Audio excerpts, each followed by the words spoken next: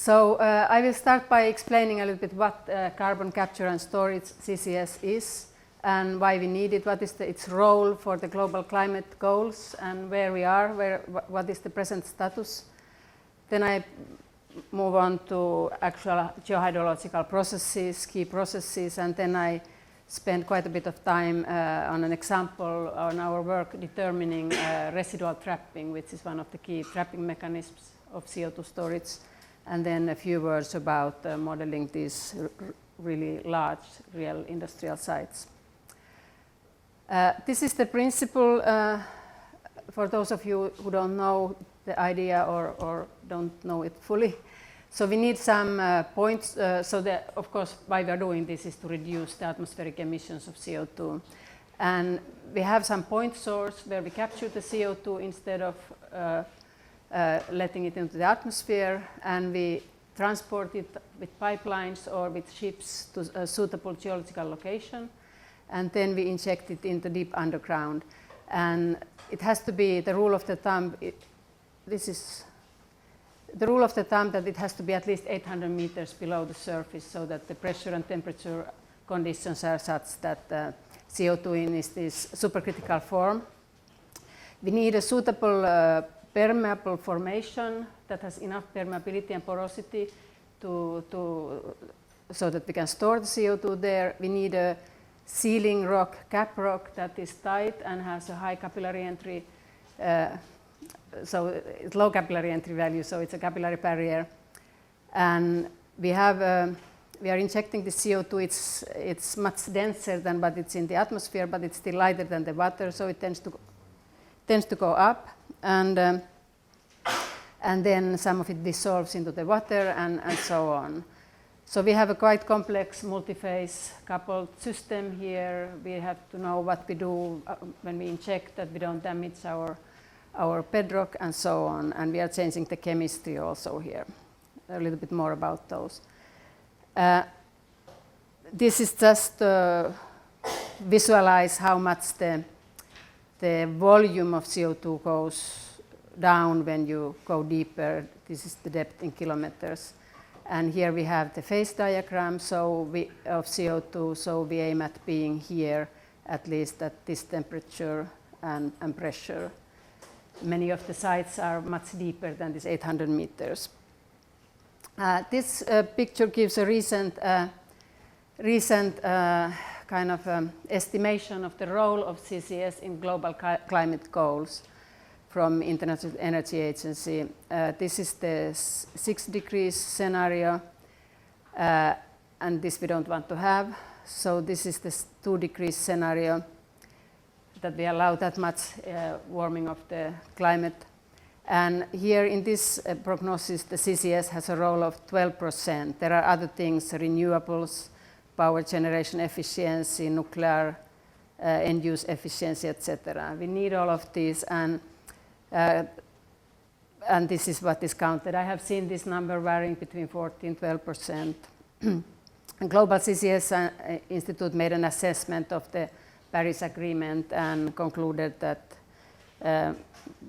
CCS is needed to meet those goals.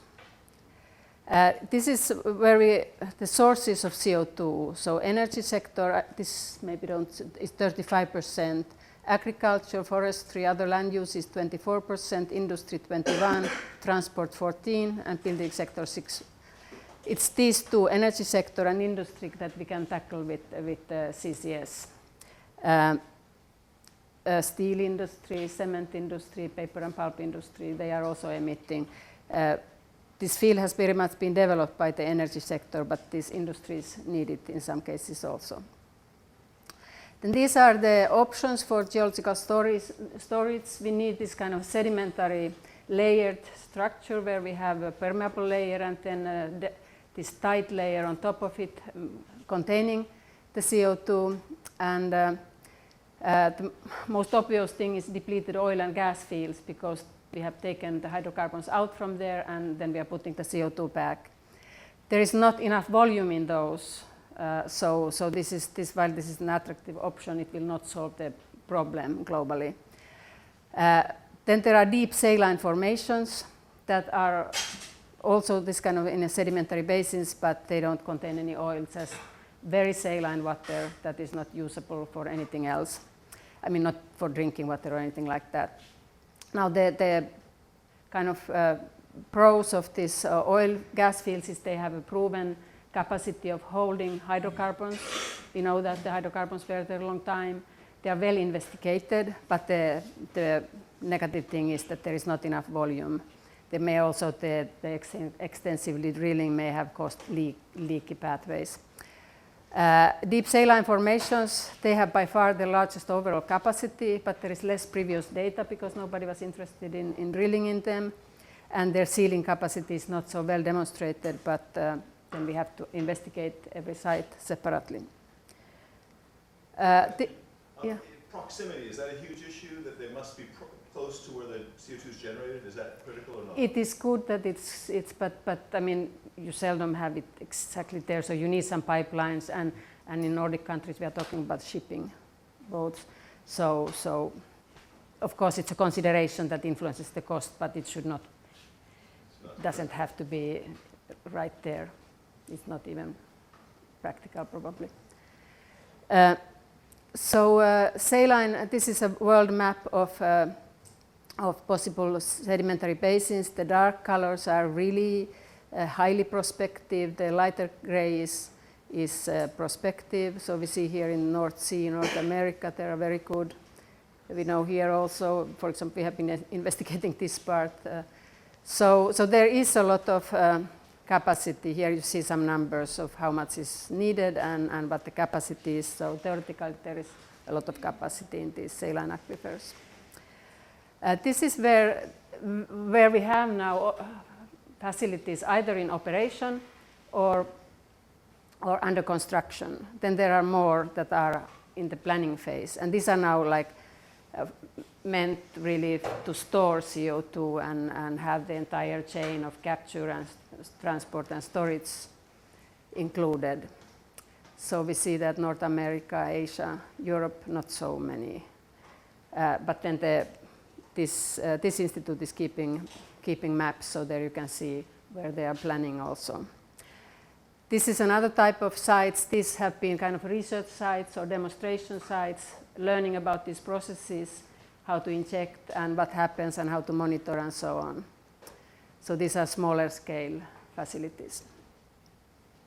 This is a few years back. I'm going to present something that is done in a site here, but it's not yet included because this is a few years back, this map.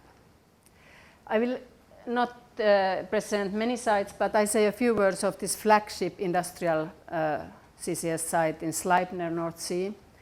It's the longest running environmentally motivated CCS project. So earlier people had been for quite a while been doing this using this technology for enhanced oil recovery, so getting more oil out of already depleted system. But first time 1996, the Norwegian government imposed taxes on emissions, CO2 emissions, and then Statoil, the company that is running this, decided to do this storage. And they are taking gas from here, and then instead of putting the CO2 into the atmosphere, they are injecting into this thick aquifer here. And this is an ideal storage reservoir. It's uniform, thick, extensive, high porosity, high permeability, thick seal of shale on top of it. And this has been a very successful project. As far as I understand, there has not been any problems there, other than you normally have problems doing anything. So this shows seismic monitoring has been used to monitor the plume, and this shows the evolution from 1999 to 2008, and it continues in a similar way. So they have under control the extent of the plume, and many people, maybe some of you have been modeling this plume. We have been modeling it also, so they release this data for people to model it. This plot just gives an idea that how the sites can be different. This is also compliments from Statoil's expert. 3 sites from the oil company Statoil. So this is the Sleipner. You can see that it is thick, it's underwater, it's not so deep. They have another site at higher up on the north, Snøhvit. This is more complex site, deeper down, compartmentalized geology. And then finally Insala in Alger. This is on land and very thin layer in comparison. And this site was actually closed because there was some years back, there was some leakage event, and they decided that they were not benefiting anything from doing this storage, so they didn't want to have a site that potentially caused discussions and problems, so it was closed. Kind of, I mean, probably not, but visually kind of giving an idea that how this is much higher up than this and the thickness. So, I mean, these are very deep because we are talking about, I will show you what kind of depths we have, so it's not to scale that way. No. So then how is CO2 stored in the deep aquifer then? In CO2 storage we talk about trapping when the CO2 is there and is not coming out. And they developed this kind of graph that shows the evolution as a function of time and how different processes contribute to this trapping. And this is of course site specific. You should do this for your every site separately, but this gives kind of a schematic of it.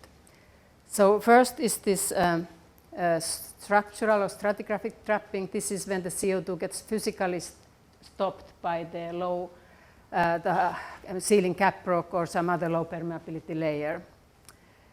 And that's important in the beginning. Then it's what is called residual trapping or capillary trapping. So CO2 gets trapped by capillary forces, and it's trapped as immobile blobs that are not connected to other blobs. So it's more immobile. Then there is CO2 dissolving into water, this solubility trapping. And this is also, this picture tries to show it that when CO2 dissolves into water, it also increases the density of water and thereby causing this kind of density currents. Convective dissolution, it's called, convective currents. And that's a process that enhances the dissolution. And then finally, when the CO2 is dissolving into water, it changes the chemistry and causes chemical processes that result in mineral trapping. So conversion of the CO2 into minerals. And this plot shows a schematic of this residual CO2. So if you think that you inject CO2, your reservoir is a little bit inclined and it starts going up. It goes up by buoyancy, but then it also starts going up deep in your layer. And you stop the injection. These are always kind of infinite time frame, 50 years, 25 years.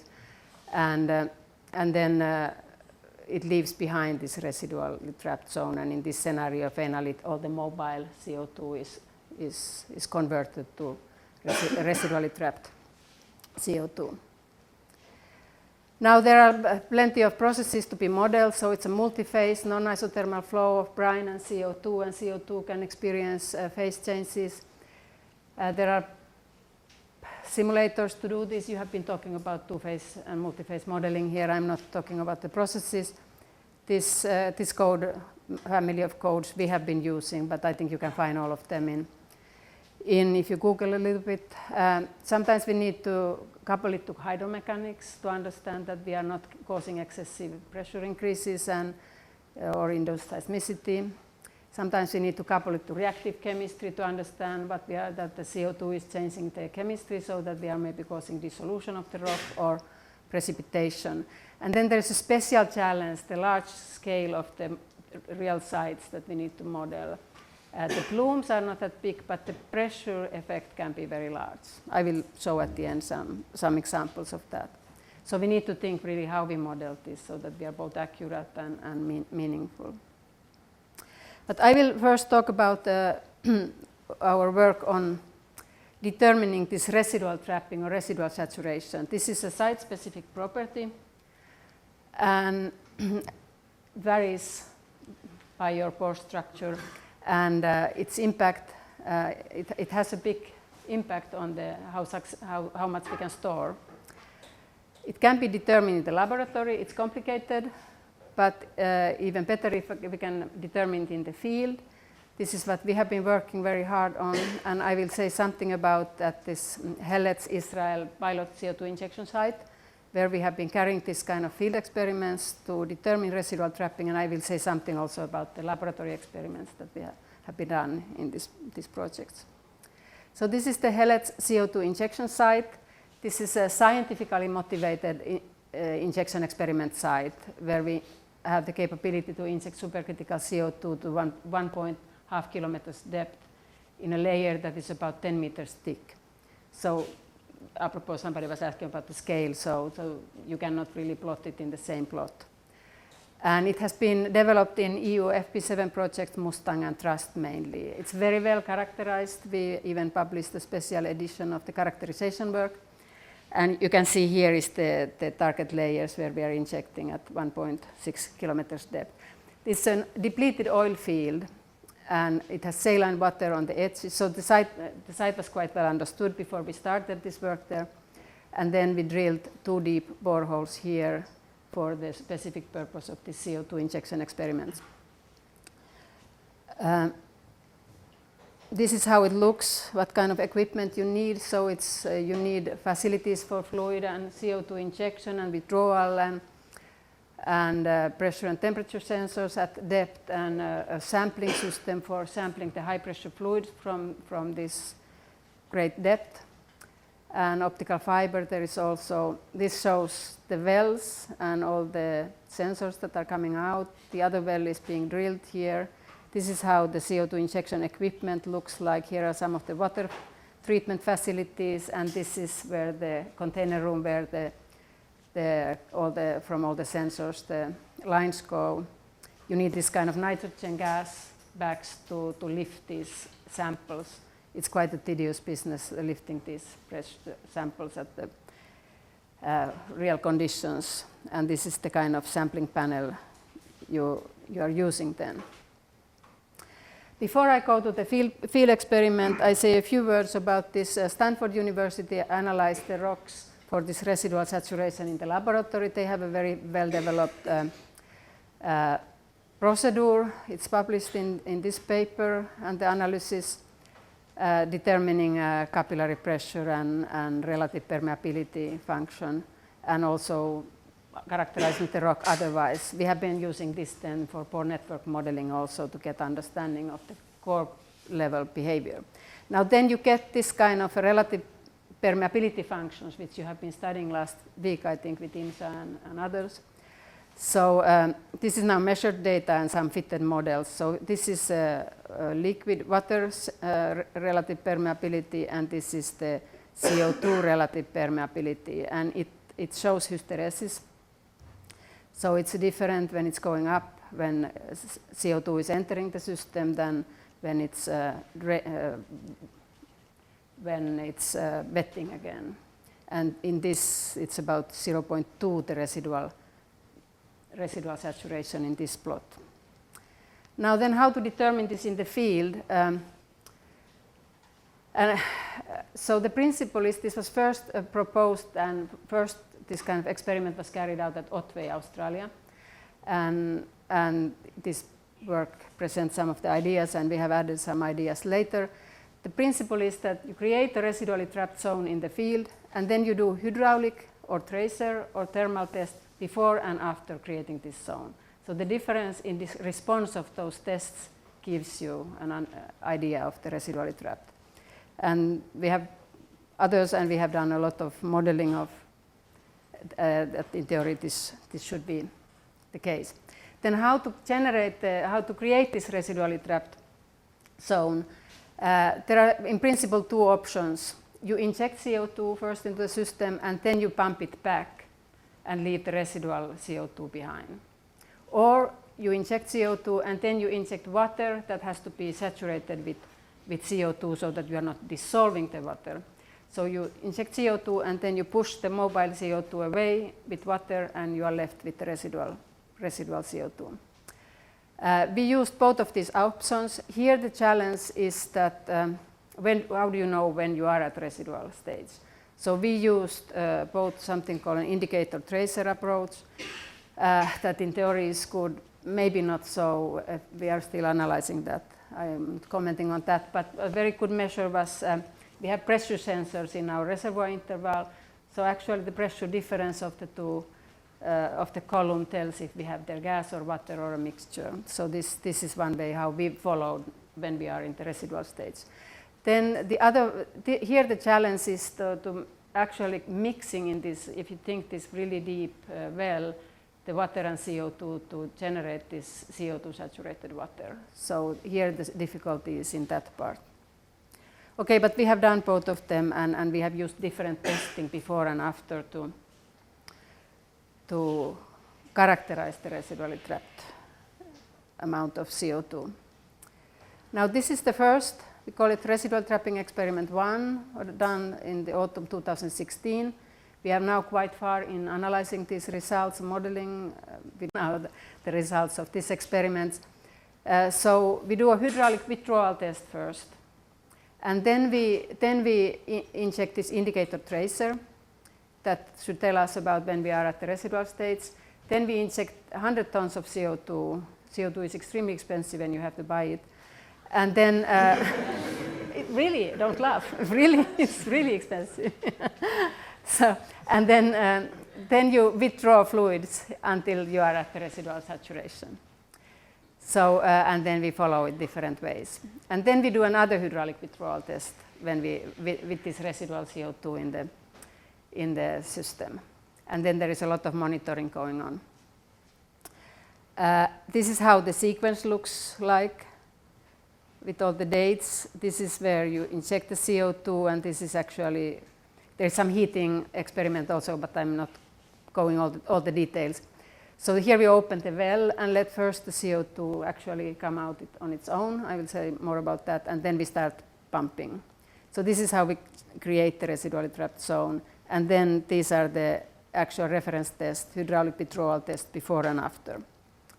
This is how it looks in the field. The CO2 comes in trucks and these tanks, and this is how the injection system looks like. This was some of the flow monitoring. Here is the opening of the well going on, and this is how the sampling panel looked like. And this is how the pressure response then looks like from this period. First withdrawal test, injecting the tracer and water, injecting CO2. Here we open the well and we start getting this periodic release of the CO2 like a geyser type of thing, and then pumping, and then the other hydraulic test here.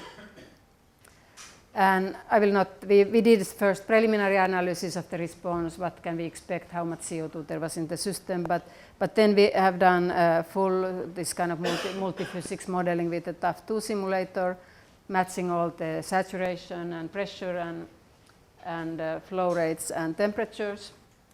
And we had to take into account all these details of the well and where it's slotted and where the sensors were turned out. And as a starting point, we had these relative permeability functions determined in the laboratory. We had good data constraints from previous experiments, what the permeability should be and so on. So we varied the layer, it's two layers where the CO2 is going in. So we were varying those permeabilities with meaningful values, and then we were varying different residual saturation values. And this model shows how the residual saturation, this is now the entire pressure sequence, and here is the data, and depending on what kind of residual saturation you have in your model, if you have 0.2, you come here, so this is too far, and if you are, in this case it was 0.05, the residual saturation. Here you see a better picture. So it gave a clear signal, and we were matching all the sequence, all the other things there also. And this is the model with best overall agreement, and for the pressure and the temperature and the flow rate, etc. And yeah, even gas saturation later. So hysteretic relative permeability with residual trapping like this. So this is a little less than what was in the laboratory. And then more CO2 was going in the top layer. And this is something that had to be included in the model. And later we heard that it.We had to have same so the CO2 went to the upper layer.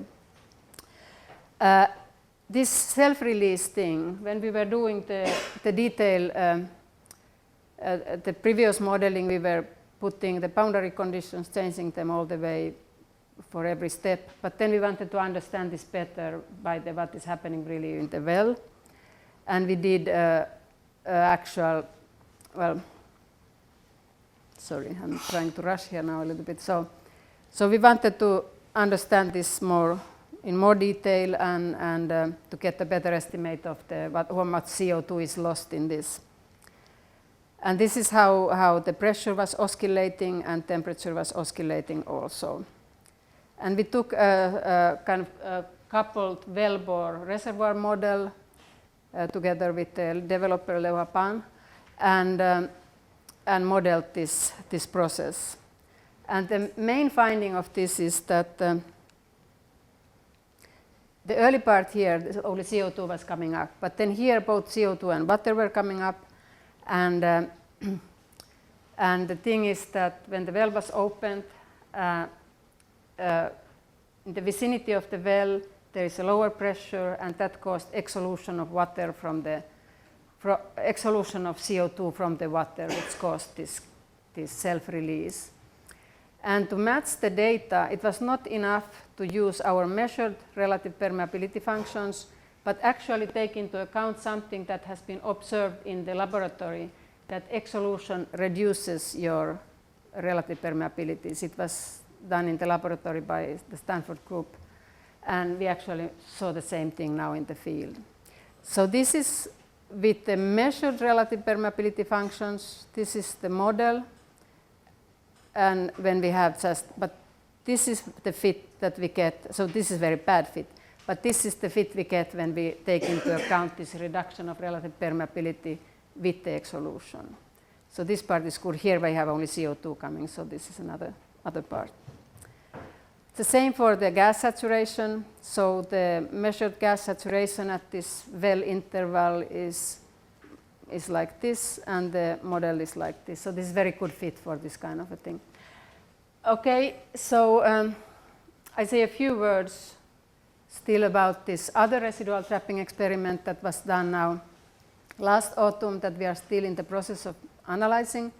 So here the idea is to use partitioning tracers to quantify the residually trapped CO2. So instead of doing the hydraulic withdrawal test, we do first a tracer test. We put a gas partitioning tracer, a tracer that you put in the water, but the tracer that likes to go into the gas. and then you pull it back and you get the tracer response. Then you create the residual trapped zone, and here we did it the other way that I was explaining, and then you do another tracer test. And now when there is residual CO2 in the system, now the tracer is partitioning into this CO2.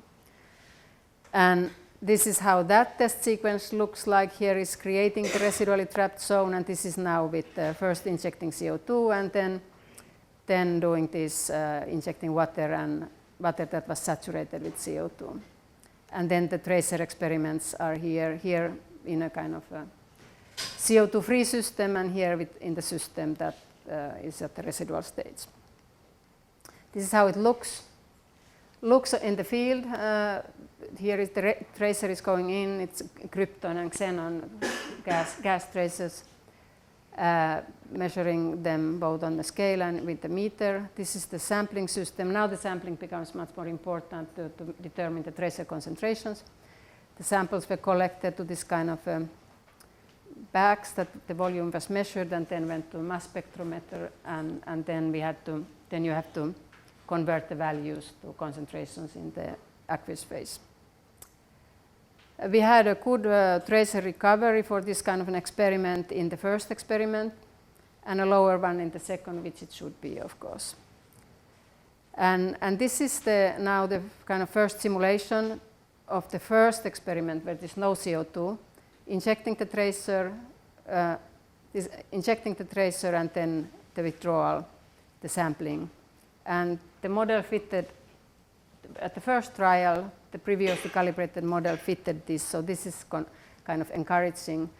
Then when we have this is the without any CO2 in the system, and this is when we have the CO2 in system. This is not yet, the height is correct, but not completely the arrival time, but we are still working on this.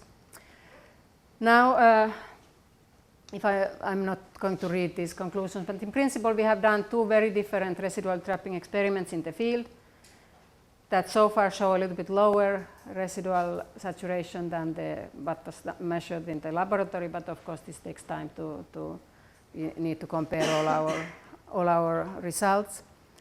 And there were technical challenges a lot.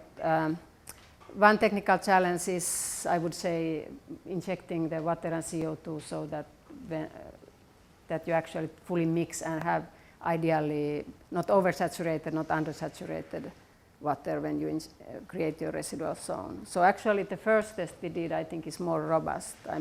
I would recommend maybe that approach. We are also doing pore network modeling based on the data that Stanford produced. We matched that, and we are doing some other pore network modeling with the Göttingen University data. Pore network modeling helps you to understand that if you have a core 100 millidarcy or 400 millidarcy, do you expect different residual trapping, etc., this kind of thing. So this gives kind of a supporting information to us. This is published already. This is a little bit late. I don't know how I'm doing with time. I wanted to say a few words about, so this was now kind of trying to quantify an important parameter, residual trapping in the field. As far as I know, it's only it.We and us who have done this kind of experiments. This is a lot of equipment and it's quite challenging experiments to do. I wanted to say a few words about this when we have to do predictions of real sites, whether they are suitable for CO2 storage. So this is a formation that we were analyzing in Sweden. Here is Sweden, and here you see the Baltic states. So this is very big formation. This is another one. This is actually was considered as an actual site. We did more of an exercise for another site also that is between Sweden and Denmark. So we are talking about big sites. Here are the publications that present these studies, but in principle you have when you have to model large size full physics models they become big and have their challenges. So then you have some kind of simplified models for the two-phase region, for the pressure response and plume evolution, and you even have simplified models for the far field. And I will just show you an example of modeling this big formation here near Sweden in the Baltic Sea. We were given these well locations that if we inject from them and how much can we store. And we used this kind of an approach. We took first a simple semi-analytical model developed by Simon Matthias and co-workers, implemented that.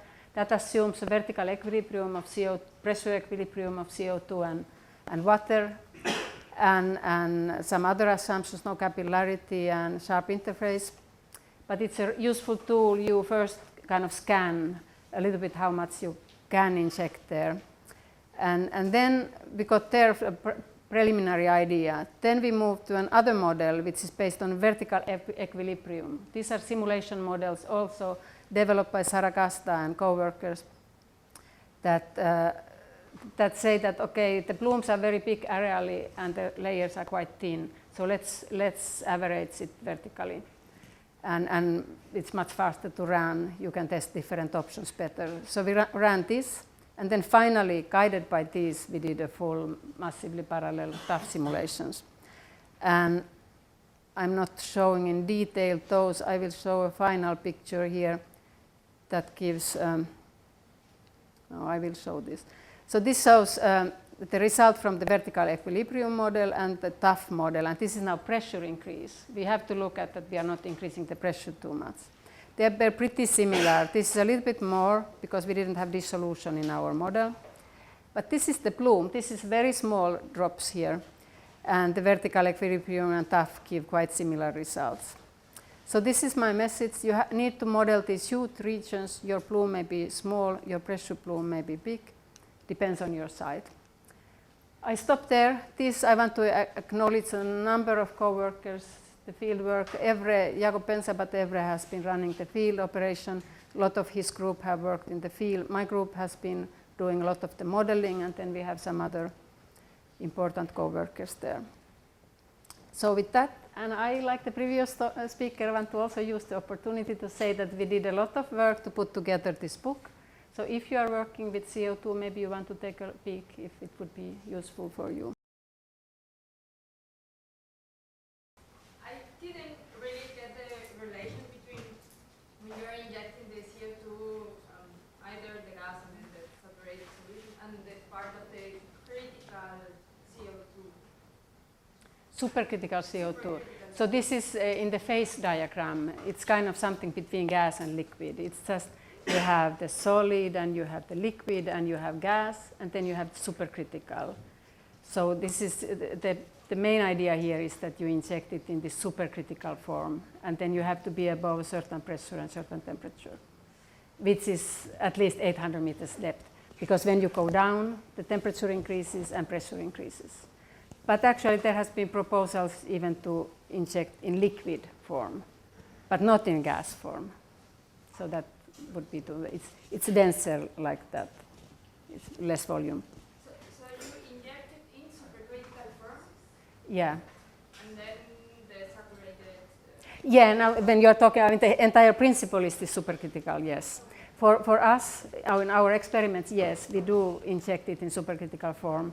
And then we have two ways of creating the residual zone, so that it's no mobile CO2 there, but only CO2 that is in a residual saturation.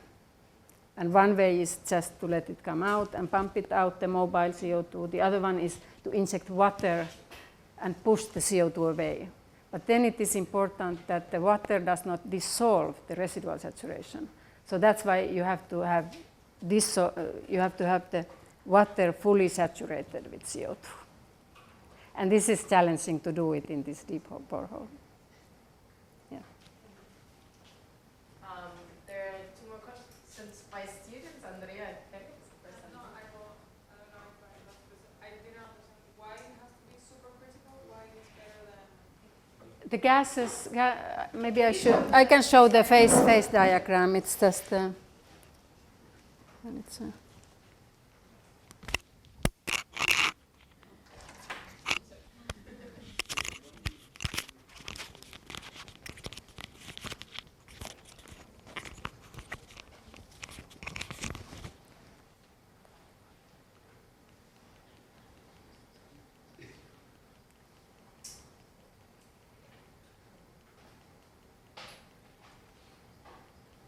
this takes a long time, sorry.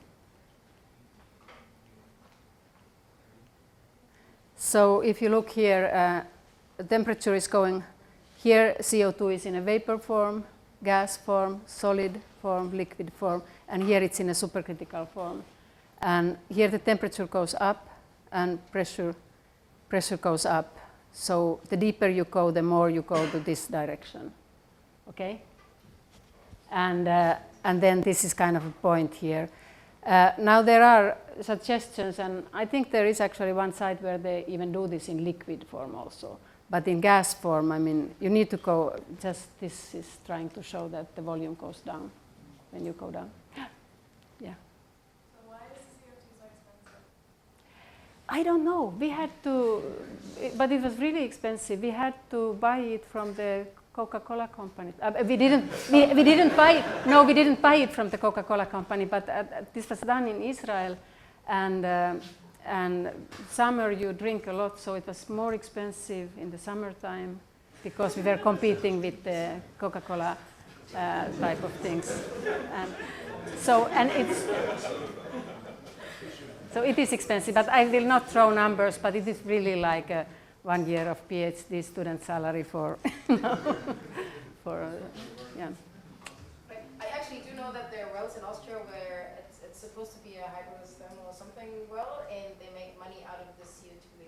Yeah, So of course. Definitely something. Of course there is, and you could put in place a kind of a capture, but we didn't have that. This was just to, yeah. Okay, next question is Heletz. The idea is that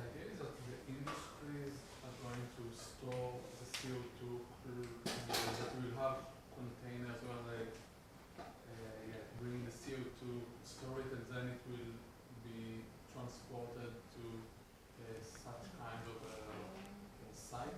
Yeah, I guess the main idea is that, I mean, you have to transport it somehow at pipelines or with boats. You seldom have it exactly there.